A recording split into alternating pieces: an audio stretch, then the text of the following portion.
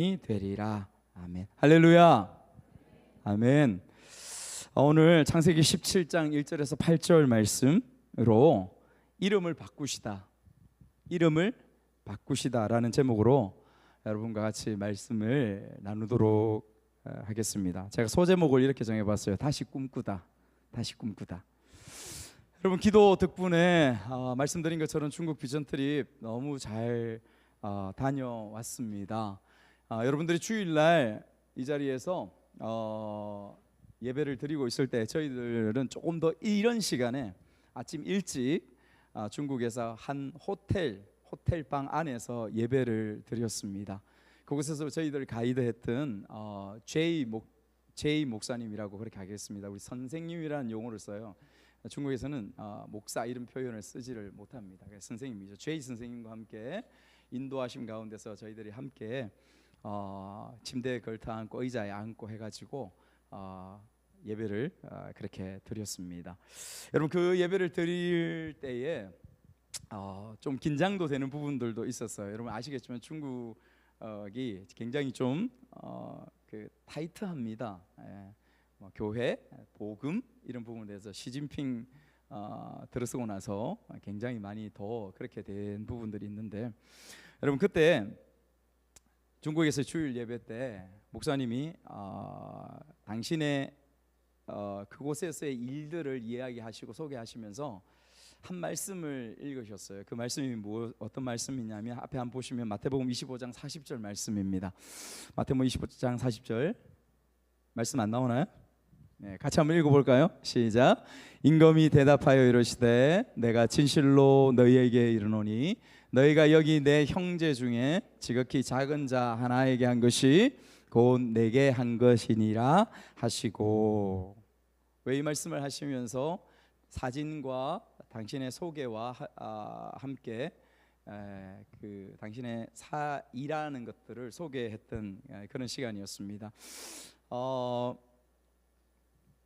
읽었던 이 마음, 그러니까 지극히 작은 소자, 지극히 나약한 한 사람, 한 영혼을 위해서 지난 시간들 동안 그곳에서 일해왔다라고 그렇게 하시는 말씀들이었어요.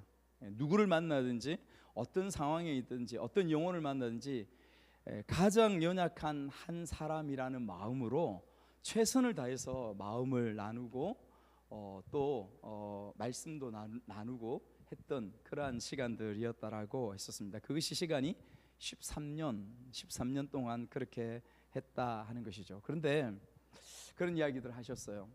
그 기간 동안에 저에게 심한 정체성의 혼란들이 많이 있었던 것이 사실입니다. 여러분, 왜 정체성의 혼란이 있었을까요? 여러분 아시겠지만 선교사님들이나 이런 분들 다른 나라에서 자유롭게 복음을 전하고 자유롭게 영혼을 만나는 그런 분들은 영혼에 대한 열매들도 많고 사람들을 계속 자유롭게 만날 수 있고 굉장히 자유로우면서 복음을 그래도 나름대로 잘 전할 수 있습니다. 그러나 여러분 아시는 것처럼 저 땅에서는 그렇게 하는 것이 불가능합니다. 그러니까 시간이 그 긴 시간 동안에 때로는 한 사람, 때로는 두 사람, 때로는 세 사람, 그 사람들을 만나면서 가슴을 졸이면서 때로는 두려워하면서 그렇게 서야 하는 그러한 자리들이 굉장히 힘이 드는 것이죠. 그뿐만이겠습니까? 자녀들 정말 사역비나 이런 그곳에서 넉넉하게 살 수 없어가지고 힘들게 어렵게 살면서 아버지로서, 엄마로서, 또 마음에 자녀들이 4명이나 있는데 그 4명 앞에서 아버지로서, 엄마로서 살아가는 부분들이, 자녀에게 해줄 수 있는 부분들이 또 마음에 걸려오는 부분들이 없지 않은 것이죠. 그런 부분들이 있으면서 내가 지금 뭘 하고 있나? 내가 지금 왜 여기에 있나? 이 땅에 왜 있지라는 그러한 부분의 마음들이 많이 일어났다라고 하는 것이죠. 현실이라는 게 여러분 있죠. 현실이라는 게, 그것은 제이 선생님이 당면하고 있는 현실. 지금 이 땅에서 저와 여러분들이 하루하루를 살아가면서 직장의 일을 가지고, 여러분 가정을 가지고, 여러분 사람들을 만나면서 하는 그 현실, 오늘이라는 그 삶, 그 현실들이 있죠.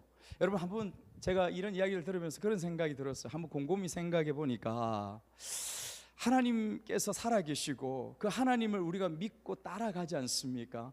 우리가 그 믿음을 가지고 살아가는데 하나님의 약속의 말씀을 믿고 그 믿음으로 온전히 선택하고 결정해 살아가는 것과 그렇지 않고 여러분 지금 하루에 주어진 일상들 가운데에 그냥 하나님은 하나도 생각하지 않고 그냥 나는 믿음의 사람이다, 나는 말씀의 사람이다, 그래서 하나님 쪽에서 생각하고 기도하고 결정해 가야 되는 것이 맞아 라고 하는 마음이 없이 그냥 세상 사람처럼 똑같이 그냥 생각하고 그냥 주어지는 상황들 가운데 사람들 만나고 그냥 일하고 밥 먹고 하루하루 지내는 것, 여러분 이 차이는 분명히 있죠. 그런데 이 차이가 하나님을 믿고 신앙생활하며 따라간다라는 부분과의 차이 가운데 이것이 100대 0, 그것이 하나님을 쫓아가는 삶일까라는 부분들을 한번 생각해 봐요. 100% 내가 하나님을 쫓을 때 100% 내가 쫓는 것, 그것이 하나님을 완전히 쫓는 거고 하나님을 온전히 믿는 거고 0% 혹은 1%, 2% 낮은 비율로만 세상을 바라보면서 좀 유혹받을 수도 있고 좀 그냥 세상을 즐길 수도 있고 이렇게 살아가는 것, 그것이 하나님을 쫓아가는 것일까? 여러분 저와 여러분들의 삶과 시간들을 면밀하게 들여다보면 그렇지 않다는 것을 여러분 알 수 있지 않을까 싶습니다. 제가 그런 생각이 들었어요.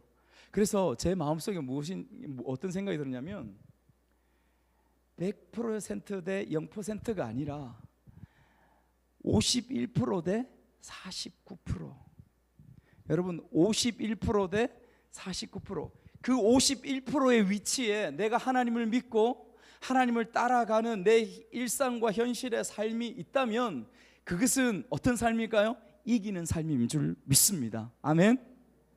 여러분 그것이 사실은 저와 여러분들이 우리의 일상 가운데서 만나고 있는 일상의 삶일 것입니다. 여러분 왜 그렇습니까? 우리가 알고 있잖아요. 어떤 갈등과 문제가 있을 때 우린 기도하고 하나님 방법을 때로 찾습니다. 그래서 힘들지만은 내 마음의 욕심과 욕망과 현실에 주어진 상황들은 이것을 결정해서 이 길로 가야 하는데 내 마음 한켠에 하나님을 바라보고 하나님께서 말씀하신 믿음을 통하여서 결정하기를 바라는 마음이 있어요. 그 수많은 갈등 엎치락 뒤치락 하면서 그래도 힘들지만은 이것을 결정합니다. 그러나 마음 한켠, 이 옆구리 한쪽에는 뭐가 남아 있어요? 이 아쉬운 마음들이 우리 속에 있는 거죠. 가득 차 있는 것이죠. 이것이 인생이고 이것이 저와 여러분들의 모두의 삶입니다. 그러나 이게 실패했을까요? No, 아닙니다. 여러분 정확하게 성경은 인생에 대해서 뭐라고 말씀하시냐면 100대 0%가 아니다, 51대 49%다. 그로 인하여서 51%의 하나님을 두고 결정해 나아가면 그것은 하나님 앞에서 네가 이기고 승리한 삶이다. 할렐루야. 여러분 시소를 한번 생각해 보십시오. 시소는요 아주 100% 0% 시소가 안 되는 것이죠. 51대 49 무게가 그렇게 있어야 한쪽이 서서히 기울어지고 한쪽이 서서히 높아집니다. 그처럼 여러분 저와 여러분들의 삶이 하나님 앞에서 그런 삶이 되는 것이죠. 이 제이 선생님이 그 이야기를 들으면서 제이 선생님의 삶도 그런 거예요. 하나님은 이 제이 선생님을 그 땅에 13년 동안 심어놓은 이유가 있습니다. 저는 그곳에서 다니면서 느끼겠더라고요. 그 두만강, 그 압록강 두만강 그 반대편에서 그 계단에서 그 뚝에서 저 땅을 바라보면서 하나님의 마음으로 울 수 있는 사람이 하나님은 필요한 것입니다. 그 땅을 바라보면서 가슴 먹먹함으로 가슴을 치면서 아파해야 될 그 한 사람 한 중보자가 그 땅 가운데 필요한 것입니다. 때로 그곳에서 넘어온 한 사람, 그곳에서 넘어온 두 사람을 만나서 이것을 전하여 주고 가르쳐 줄 그 한 사람이 그 땅 가운데 필요한 것입니다. 수많은 우리의 동포들이, 조선족들이 그곳에 있습니다. 독립군의 후예들이 그곳에 여전히 살아있죠. 그 사람들에게, 그 영혼들에게 나아가서 이것을 가르쳐주고 전하여 줄 한 사람, 그 사람이 그곳에 필요한 것입니다. 여러분 아시죠? 다 쫓겨난 거. 선교사들 중국 땅에서 다 쫓겨난 거. 정말 정말 소수만 명맥을 유지하고 그곳에 지금 남아 있다는 거 여러분 아십니다. 그 한 사람, 그 길이 필요합니다. 우리가 한 음식점을 갔어요. 백두산 밑에서 한 음식점을 갔습니다. 조선족. 우리가 숙소가 있어요. 숙소에서 택시를 타고 15분 정도, 20분 정도를 갔어요. 왜 숙소가 있는 곳에 바로 밑에도 번화가가 있고 음식점들이 많은데 택시를 굳이 태우면서까지 밥 먹으러 저쪽으로 갈까? 제 마음속에 그런 의문이 들었어요. 우리 같이 갔던 분들도 의문이 들었을 것입니다. 왜 이렇게 멀리 왔지? 이유가 있었습니다. 이유가 제가 입으로 질문하고 물으려고 하다가 참았던 게 나중에 얼마나 인내했던 게 제가 얼마나 잘했는지 그 생각을 했었어요. 나중에 그 음식점에 가서 그 음식점 주인분과 이야기를 나눠. 조선족이에요. 그것도 굉장히 번화했습니다. 올해에 건물이 다 세워졌어요. 근데 그 건물이 다 세워지고 다 음식점이 들어서고 굉장히 화려한 좋은 거리가 되기 전에 오직 그 건물, 그 음식점 하나만 있었다고 합니다. 아무도 찾아오지 않는 곳. 코로나가 지나고 너무도 힘든 곳에 너무도 절망하고 있을 때에 오직 이 제이 선생님만 이 땅에서 누군가가 들어오면 그 사람들 데리고 호텔을 저쪽에 잡아도 15분, 20분을 택시를 타고 그까지 꾸역꾸역 가가지고 그 식당에 홀로 찾아가서 그곳에서 밥을 먹고 이 사람이 그곳에서 생존할 수 있도록. 여러분, 제가 그분이 우리를 잘 소개해서 그림도 많이 보여주고 대단한 분이에요. 사실은 그분이 나중에 나와서 길 밖에 나와서 제이 선생님하고 이분하고 같이 대화를 해요. 나중에 그 제이 선생님이 저한테 와서 씩 웃으면서 이야기를 저한테 이렇게 합니다. 사장님이 재미있는 이야기를 하신다야. 무슨 이야기를 해요? 그러니까 사장님이 제이 선생님은 비바람이 확 몰아칠 때에 우산을 씌워주는 사람이 아니라 그 비바람을 함께 맞아주는 사람입니다. 비바람이 몰아칠 때 우산을 써서 씌워주는 사람이 아니라 비바람이 몰아칠 때 옆에 서서 같이 비바람을 맞아주는 사람입니다 라고 기에 와서 그 이야기를 하면서 멋쩍어가지고 저한테 와가지고 저 사장님이 나한테 그런 이야기를 한다 그러면서 제이 선생님이 이야기를 하시면 제가 그거 듣는데 여러분, 제가 그 속 좁은 제 생각 그걸로 왜 이렇게 멀리까지 왔어요? 거기도 음식점 있는데 이거 저희 입에서 안 나간 거 저는 그게 얼마나 감사한지. 여러분, 제가 그런 존재, 또 거기는 그렇게 하나님께서 필요해서 세우신 분이더라고요. 여러분, 이분이 그분에게 했던 이 말이 하나님의 음성으로 그분에게 들려졌고 그분을 그곳에 세우신 줄 믿습니다. 아멘. 여러분, 현실에서 하나님의 약속을 붙잡는 것이 우리가 나눴던 것처럼 쉽지 않아요. 여러분, 우리가 창세기 말씀을 계속해서 보고 가고 있는데 15장 말씀에 하나님의 언약식을 가졌지 않습니까? 쪼갠 고기들 사이로 양쪽에 하나님과 아브라함 사이에 언약을 맺습니다. 그런데 그것을 지나가는 것은 아브라함이 아니라 하나님만 홀로 지나가시는 거죠. 내가 내 목숨을 걸고 이 약속, 이 언약을 지키겠다라고 하신 것이라고 우리가 배웠습니다. 생명을 건 거죠. 16장에 들어오는데 어떤 일이 벌어집니까? 여러분, 그 언약, 그 약속을 향하고 나서 아브라함과 아내 사레는 바로 하나님 앞에서 그 약속을 이행하지 못하는 모습들 가운데 나아가죠. 시간이 흐릅니다. 자녀를 약속했지만은, 사례를 통한 아들을 약속했지만은 그것을 기다릴 수가 없었던 것이죠. 나이는 점점 들어가고요. 그래서 16장에 보았던 말씀은 하갈, 그 여종을 통하여 아브라함에게 아들을 낳게 하는 그 일들을 행하는 것을 보았습니다. 여러분, 이 일련의 16장의 내용들이 무엇이냐면 하나님께서 약속하셨습니다. 그런데 그 약속을 믿지 못하고 그 약속을 지키지 못하는 아브라함과 인생의 모습들을 우리에게 보여주고 있는 것이죠. 그런데 이제 16장 마지막과 17장으로 들어옵니다. 16장 마지막에 여러분 말씀을 한번, 성경을 이제 한번 같이 보시겠습니다. 16장 마지막에 이렇게 말씀합니다. 한번 읽어볼까요? 시작. 하갈이 아브라함에게 이스마엘을 낳았을 때에 아브라함이 86세 여러분, 86세 적은 나이 아주 많습니다. 86세라고 하는 것입니다. 이때에 이스마엘을 낳았습니다.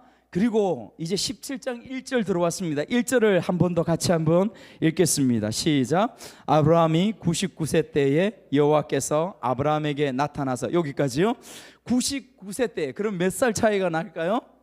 13년이요. 13년 차이 납니다. 여러분 아까 중국에 제이 선생님이 몇 년 있었다고요? 13년 있었습니다. 제이 선생님이 13년째 그곳에서 일하고 있고요. 여기 아브라함이 13년 만에 이스마엘 이후에 이제 하나님께서 그에게 나타났다. 여러분 이게 무슨 말이냐면, 사람의 아브라함과 사레의 뜻으로 말미암아, 그들의 생각으로 말미암아 이스마엘의 아들을 얻었습니다. 그러나 이것은 하나님의 뜻이었을까요? 하나님의 뜻이 아니었습니다. 그러나 그들의 인간적인 생각과 판단 가운데에 결정해서 그렇게 삶을 살아갔습니다. 그 이스마엘이 태어나고 나서 13년 동안 하나님은 침묵하셨다는 것이죠. 하나님은 아브라함에게 그 어떤 분명한 말씀도 잊지 않았음을 말씀하고 있습니다. 인간 아브라함의 인생과 삶 가운데 여러 일들이 일어날 수 있었을 것입니다. 때로는 어떤 날에 소와 양들을 엄청나게 많이 더 가지게 되는 그 부유함들을 가질 수도 있었습니다. 전쟁이 있어서 그 싸움 가운데에서 엄청난 전리품들을, 엄청난 승리를 얻을 수도 있었을 것입니다. 우리로 비유하자면 우리의 13년 그 시간 동안에 내가 일을 하고 내가 사업을 하면서 내가 하는 일이 엄청 잘 돼가지고 돈을 엄청나게 많이 벌고 30평대에 있다가 80평대의 아파트에 사는 그러한 일들도 우리 가운데 일어날 수 있는 것이지요. 때로는 반대로 잘 되던 사업이 망하고 잘 되던 일, 직장을 그만두고 갑자기 질병이 생겨서 힘든 가운데 놓여질 수도 있는 것이 우리의 인생입니다.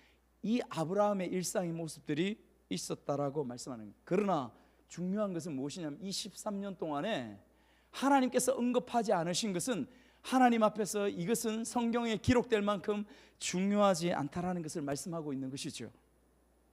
또 다른 말로 이야기하면, 영적으로 이야기하면 아브라함의 입장에서 보면 영적인 침체기라고 할 수 있습니다. 하나님을 온전히 바라보지 못하고 그에게 허락하셨던 그 놀라운 믿음, 하나님께서 약속하신 그 약속, 언약들을 마음속에 담지 못하고 지키지 못하고 살아갔던 그 시간들이 이 13년의 시간이었다라고 그렇게 볼 수 있는 것이지요. 그냥 그럭저럭 살았습니다. 시시하게 살았습니다. 여러분 말씀을 한번 읽어보십시오. 읽어보시면 아브라함의 이 기록된 말씀 가운데서 아브라함에게 어떤 꿈이나 어떤 비전이나 어떤 심장이 두근거리는 그런 모습들이 있었을까? 없었어요. 여러분 아브라함이, 여러분 읽었던 오늘 말씀 17장 18절 말씀 한번 보시죠. 이렇게 이야기합니다. 하나님께서 이삭을 주시겠다, 사라를 통해서 이삭을 주시겠다 말씀하니까 아브라함이 하는 말이 무엇이냐면 이스마엘이나 하나님 앞에 살기를 원하나이다.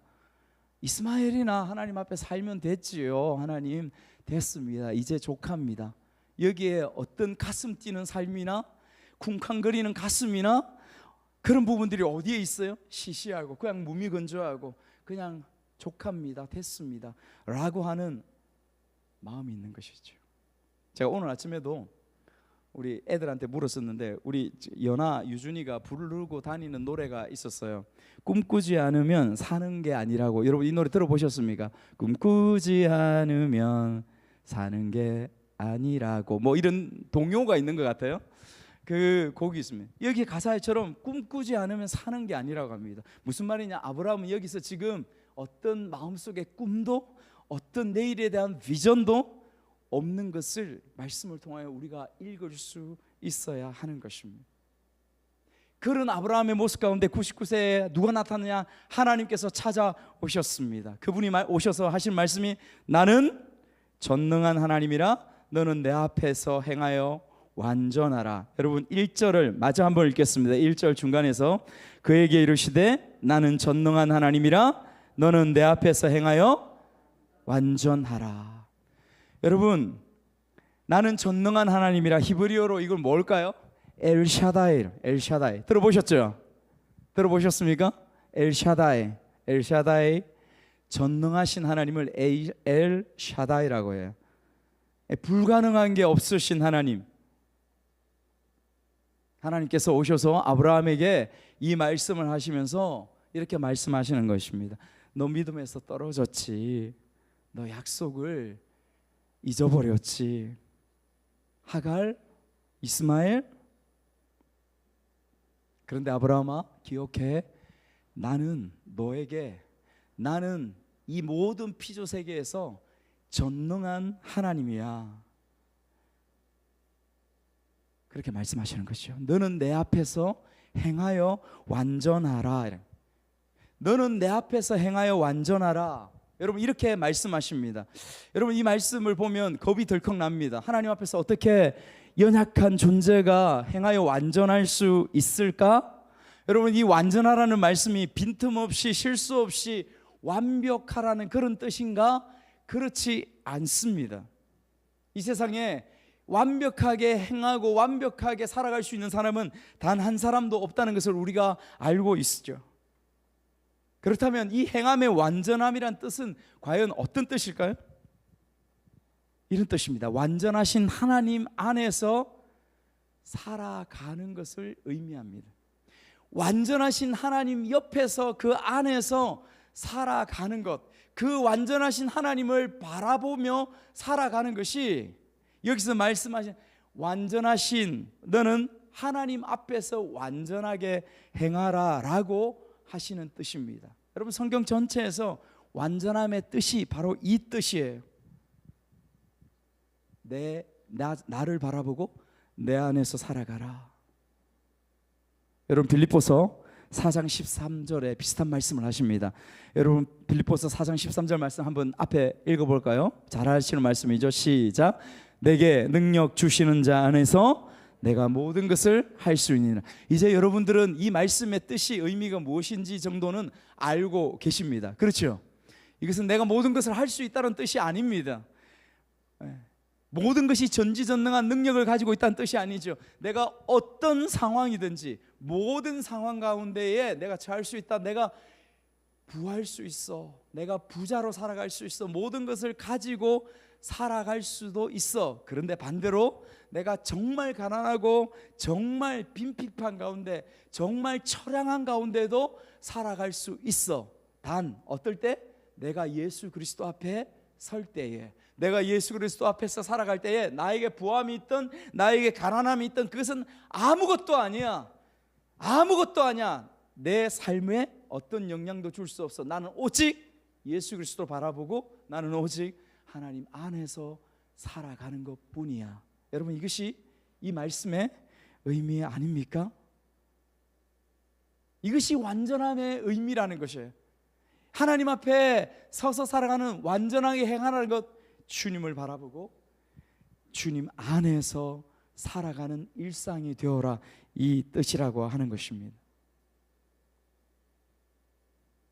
아브라함은 여기서 떨어졌어요. 아브라함은 이곳에서 바로 이 완전함에서 떨어진 것입니다. 여러분 무엇을 믿지 못했을까요? 어떤 것을 믿지 못했을까요? 그 긴 일상의 시간들 가운데서 13년의 시간들 가운데서 엘샤다이를 믿지 못했습니다. 엘샤다이가 무슨 뜻이라고요? 전능하신 하나님. 그 전능하신 하나님이 내가 몇 살이 되었건, 내 아내가 몇 살이 되었건, 경수가 끊어져서 생리가 끊어져서 아이를 가질 수 없는 나이건 가능한 나이건 상관없이 하나님은 행하신다. 전능하신 분이다. 할렐루야. 이것을 믿지 못했다는 것입니다. 이것을 믿지 못했어요.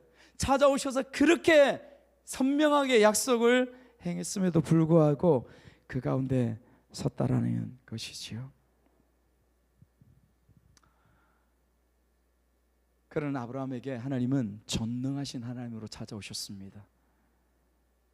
그리고 두 번째 하나님께서 그 전능하신 하나님으로 찾아오셔서 행했던 일이, 두 번째 행했던 일이 있습니다. 중요한 일입니다. 무엇이냐면 이름을 바꾸어 주십니다. 여러분 2절에서 5절 말씀 한번 읽어볼까요? 2절에서 5절 말씀 성경 보시면서요 같이 한번 읽겠습니다. 시작. 내가 내 언약을 나와 너 사이에 두어 너를 크게 번성하게 하리라 하시니 아브라함이 엎드렸더니 하나님이 또 그에게 말씀하여 이르시되 보라 내 언약이 너와 함께 있으니 너는 여러 민족의 아버지가 될지라 이제 후로는 내 이름을 아브람이라 하지 아니하고 아브라함이라 하리니 이는 내가 너를 여러 민족의 아버지가 되게 하리. 여러분 성경에서 이름을 바꾼다라는 의미가 무엇인지 여러분 잘 아셔야 됩니다.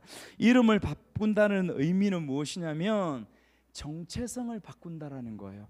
그 사람의 정체성을 바꾼다, 그 사람의 존재의 이유 자체를 바꾼다라는 의미가 성경에서 이름을 바꾼다라는 의미라는 것을 기억해야 됩니다.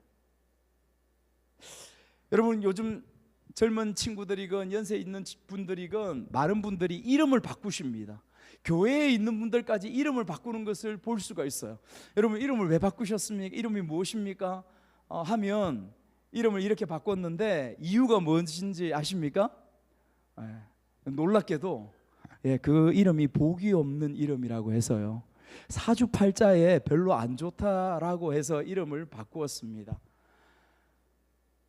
여러분 때로 옛날에 여러분 아시죠? 우리 전통적인 부모님들 가운데서 이름이 좀 이상하게 불리고 이름을 부를 때 상처도 되고 이런 이름이 있다는 거 아시죠? 저희 누님들도 그런 이름들 가운데 있어서 이름을 아주 옛날에 바꾸었어요.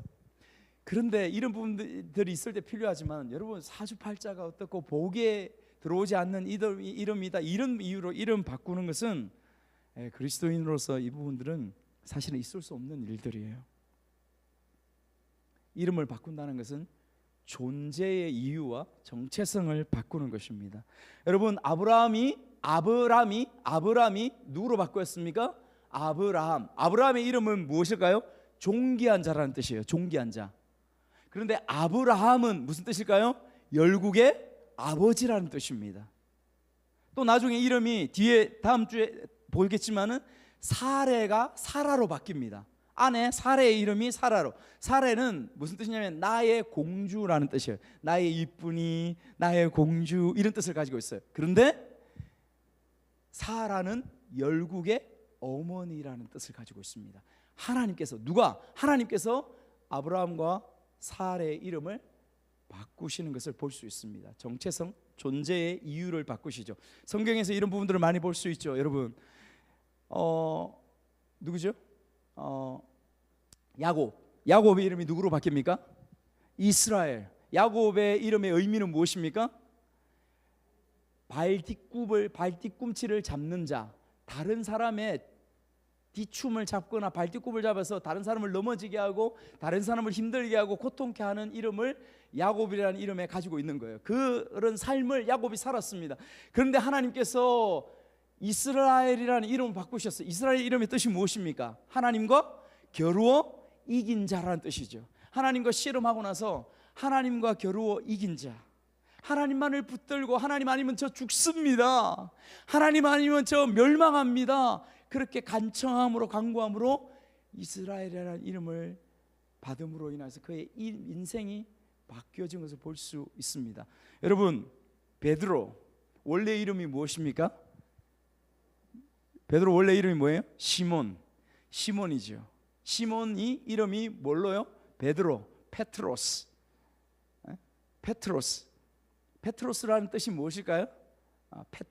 페트로스 같은 뜻이에요. 여러분 요르단에 가면 페트라라는 곳이 있습니다. 무슨 뜻이냐면 반석이라는 뜻이죠. 반석. 베드로의 이름이 시몬이라는 이름에서 반석, 흔들리지 않는 반석 이름으로 바꾸어 주셔서 그는 예수 그리스도의 죽으심과 부활과 성령을 경험하고 나서 베드로가 어떻게 변화되었습니까?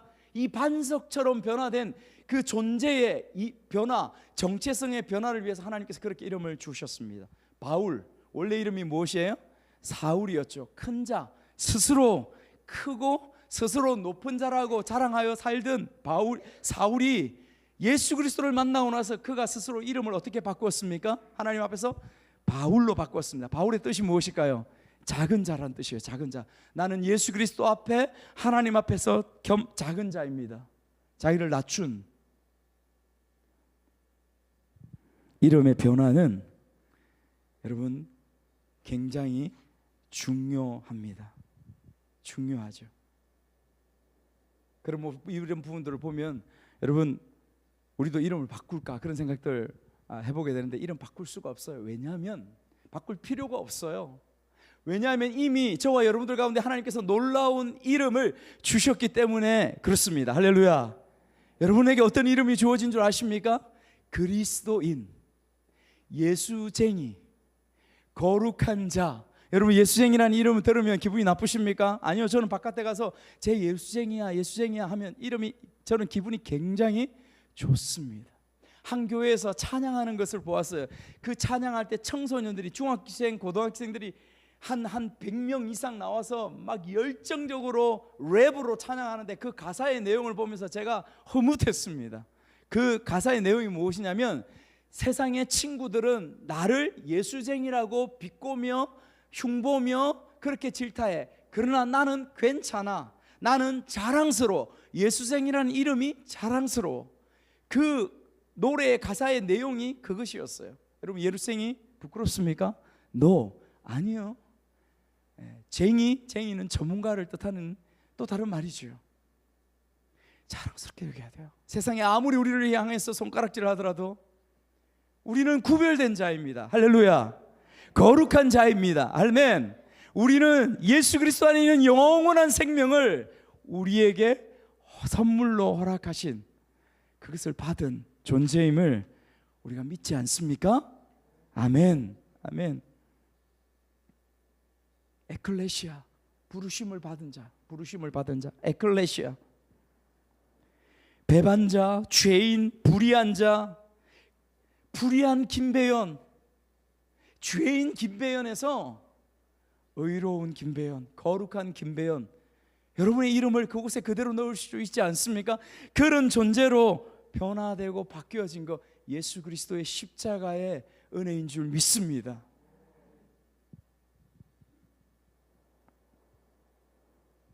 여러분 이 이름을 주시고 아브라함에게 이름을 바꿔주신 것은 우리는 생각할 수 있습니다. 아브라함아, 이제는 내가 너에게 다시 이름을 주니 너 그렇게 살아가라. 예, 그렇게 살아가겠습니다. 이렇게 생각할 수 있어요. 예, 그렇게 마음을 먹고 결단을 살아가야 됩니다. 그런데 하나님께서 이 이름을 주시는 진짜 이유는 무엇이냐면 이것을 알라고 하는 거예요. 너의 인생을 변화시키고 너의 삶을 변화시키고 결국은 네가 넘어지고 자빠지고 쓰러지더라도 너를 이렇게 세우고 끝까지 너를 이끌어서 하나님의 약속과 언약을 이루기까지 이끌어 가시는 분은 누구시냐면 나 하나님이라는 것을 하나님께서 이름을 바꾸어 주면서 아브라함에게 가르쳐 주고 있는 것입니다. 할렐루야. 아멘. 아멘. 그래서 하나님이 이 아브라함이 하신 이 말씀으로 우리에게 똑같이 말씀하십니다. 너 지금 좀 방황해도 괜찮아? 너 지금 자빠져도 괜찮아? 너 힘들어도 괜찮아? 지금 그 모든 시간들, 그 모든 일상들, 그 부분들이 다 합력하여서 내가 이끌어가고 있는 나의 언약과 약속의 길이야. 하나님께서 그것을 우리의 삶 가운데 말씀하고 있는 줄 믿습니다. 아멘. 제가 말씀드렸잖아요. 51%, 49% 기억하십시오. 51%만 우리의 인생에서 하나님을 좀 더 바라보면서 결정하고 기도하고 힘들지만 어렵지만 그 길을 향해서 걸어가면 된다라는 것을 기억하는 여러분 되셨으면 좋겠습니다. 아멘. 6절 뒤에 한번 넘겨서 6절 7절에 하나님께서 이렇게 말씀하십니다. 우리 같이 한번 읽어볼게요. 시작. 내가 너로 심히 번성하게 하리니 내가 네게서 민족들이 나게 하며 왕들이 네게로부터 나오리라.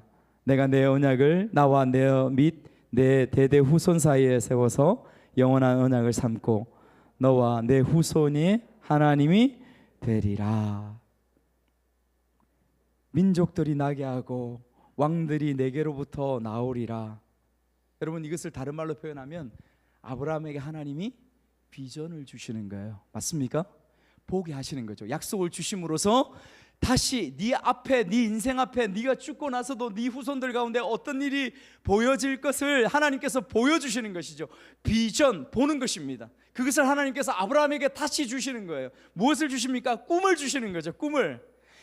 다시 말해서 아브라함의 가슴 속에, 아브라함의 그 노년의 99세인 그 노년의 나이 많은 가운데에도 하나님께서 아브라함에게 꿈을 다시 한번 주는 것을 지금 하나님께서 이렇게 표현하고 계시는 거예요. 여러분, 아브라함의 가슴 속에 쿵쾅쿵쾅 심장이 울리지 않았겠습니까? 저는 그렇게 생각합니다. 나이가 아무리 들었을지라도 다시 비전을 가지고 다시 꿈을 꾸고 그렇게 아브라함이 하나님 앞에서 서 있었을 거라고 그렇게 생각합니다. 여러분, 그래서 오늘요, 하나님께서 아브라함을 찾아오셔서 하신 말씀에 나는 엘샤다이다, 내가 너의 이름을 바꾸어 줄 거야 라고 하시면서 결국 하나님께서 아브라함에게 주시고자 하는 궁극적인 이유와 목적은 무엇이냐면, 너의 인생 가운데에 지리멸렬하게 시시하게 너 인생 살아가지 마. 무미건조하게 그런 삶을 살아가지 마. 너 일상 가운데 하루하루의 삶을 살아가면서 무미건조하게 그렇게 살아가지 마. 다시 심장이 뛰는 그 소리를 들으면서 다시 꿈을 꾸면서 그렇게 살아가는 인생이 되어야 해. 하나님께서 오늘 아브라함을 통해서 오늘 우리에게 말씀하시는 것이 이 말씀이라는 것이죠. 여러분, 제가 말씀을 마무리하도록 하겠습니다. 중국 우리 역사 비전 트립을 제가 3번째 갔습니다. 3년 동안 갔어요. 같은 장소를 똑같이 가면 질립니다, 여러분. 할 수만 있다면 비싼 돈 들여서 내가 가보지 않는 땅을 가보는 그런 욕심도 있습니다. 그런데 우리 청소년들, 우리 아이들을 데리고 왜 그 땅 가운데 가고자 하느냐? 저는 분명한 이유와 목적이 있습니다. 우리가 들어간 곳에 단동이라는 곳에 여러분 아시는 것처럼 단교가 있습니다. 6.25 전쟁 때에 유엔군, 미국이 중공군의 개입을 저지하기 위해서 그 다리를 끊어버리는, 그 다리 끊어진 게 몇 개나 되어집니다. 압록강을 따라서 몇 개나 되어져. 그 단교가 있습니다. 그 땅을 보고 그 건너편에 신의주입니다. 바로 그 강 건너편 신의주. 그 압록강을 따라서 흐르는 압록강 상류 지역으로 계속해서 올라갑니다. 차를 타고 계속해서 올라가면서 계속해서 북한을 봅니다. 때로는 강이 넓어지면 좀 넓어진 가운데서 보다가, 때로는 강이 좁아져서, 정말 좁아져서 바로 여기서 저기까지 바라보는 그 땅을 바라보면서 가죠. 그 땅을 바라보면서, 북한 땅을 바라보면서 우리의 역사를 배웁니다. 고구려 땅 가운데에 우리가 차를 타고 지나가는 땅은 원래는 우리 땅이죠. 고구려 땅입니다. 여러분, 국내성 지안이라는 곳이 국내성, 강개토대왕, 장수왕, 장군총이 있는 곳 아닙니까? 여러분, 그 모든 역사들을 중국의 역사로 덮어버려서 그렇게 하고 있는 것입니다. 우리에게 그만한 깨어있음이, 그만한 힘이 없기 때문에 여러분, 그것을 이 아이들에게 보여주고자 하는 것입니다. 그것을 여러분들에게 보여주고자 하는 거예요. 역사를 알지 못하는 백성들은 소망이 없습니다. 소망이 없죠. 그래서 그것을 보아야 합니다. 저는 갈 때마다, 이번에 3번째 가도 하나님 저에게 어떤 꿈을 주시겠습니까? 하나님 저에게 어떤 벅찬 가슴을 주시겠습니까? 기도하고 갔어요. 저는 또다시 그 강가에서 울었습니다. 몇 번이나 눈물이 흘렀어요. 눈물이. 그 땅을 바라보면서, 그 사람들을 바라보면서 어떤 마음이 하룻밤에 우리 친구들은 다 가고 난 혼자서 그 땅을 물끄러미 바라보는데 하나님께서 눈물을 주셨어요. 어떤 생각이 들었냐면, 여러분들 아시겠지만 중국의 밤문화들은 굉장히 유럽화되어 있습니다. 정말 밤문화를 즐깁니다. 불을 환하게 광장에 켜놓고요, 그곳에 노래를 크게 틀어놓고 노래를 부르거나 춤을 추거나 막 온갖 사람들이 다 밤에 나옵니다. 그렇게 해요. 그러면 저 강자 쪽에 있는 사람들은 그 소리를 듣고 그 불빛을 바라보고 그 어두운 가운데서 이곳을 바라보겠죠. 건너편에. 제 마음속에 저 사람들은 지금 이 시간에 이 땅을 바라보면서 도대체 무슨 생각을 하고 있을까? 이 땅을 바라보면서 도대체 어떤 마음을 품고 있을까? 그 마음이 순간 들어지는 거예요. 태어나 보니 그 땅이었습니다. 태어나 보니 북한 땅이었어요. 우리는 태어나 보니 이 땅이었습니다. 우리가 결정합니까? 우리가 선택합니까? 아니요. 백두산을 지나서 남양시라는 그 땅을 바라보았습니다. 다시 북녘 땅 끝에 제일 끝입니다. 그까지 올라가죠. 그곳에서 망원경으로 바라보았습니다. 다 허물어져가는 아파트 건물, 연립주택가 같은 건물에 뼈만 남은 아주머니가, 뼈만 남은 한 50대 중반, 50대 되는 아주머니가 빨래를 혼자 개고 있는데 뼈만 남았어요. 뼈만. 이 망원경으로 여러분 앞에 있는 것처럼 이렇게 보여집니다. 제가 망원경에서 눈을 떼지 못했어요. 돈을 좀 더 다시 한번 넣어 주십시오. 돈을 좀 더 다시 한번 넣어. 몇 번을 넣고 그분이 어떻게 사는지 가슴 속에 눈물이 흘러요. 눈물이. 여러분 잊으셨죠? 저 땅 가운데 우리 핏줄이 있다는 것. 여러분 잊으셨죠? 기도하지 못하셨죠? 하나님께서 왜 그 땅에 서게 하십니까? 왜 가까운 그 땅에서 그곳을 바라보게 하십니까? 원숭이처럼 바라보는 이 땅의 수많은 관광객들이, 이 땅의 수많은 그 사람들이 원숭이처럼 바라보는 것, 그것을 알면서 그 땅에 걸어가는 군인들도, 그 땅에 살고 있는 사람들도 단 한 사람도, 배를 타고 가면서 우리가 바라보는 그 어떤 한 사람도, 그 강을 향해서 고개 돌리는 사람이 단 한 사람도 없습니다. 단 한 사람도 없어요. 훈련 받았겠죠. 교육 받았겠죠. 그렇게 소리가 들리고 그렇게 배를 타고 하는데도 그 사람들은 그 강을 사용할 줄 모릅니다. 이용할 줄 모릅니다. 천혜의 자원이 있는데도 오직 중국만, 단 한 사람도, 단 한 아이도 이쪽 강을, 이쪽 땅을 바라보지 않는, 여러분 그것을 바라보면서 여러분 우리의 마음이 어떨까요? 우리의 마음이 어떨까요? 내 형제인데, 내 핏줄인데 왜 그런 땅에, 왜 우리가 나아가는 곳에 서야 합니까? 하나님의 심장 떨리는, 다시 두근거리는 그 가슴을 우리로 하여금 알게 하기 위해서 하나님께서 그곳에 세우시고 우리를 그 땅 가운데 보내시고 보게 하시고 그렇게 하십니다.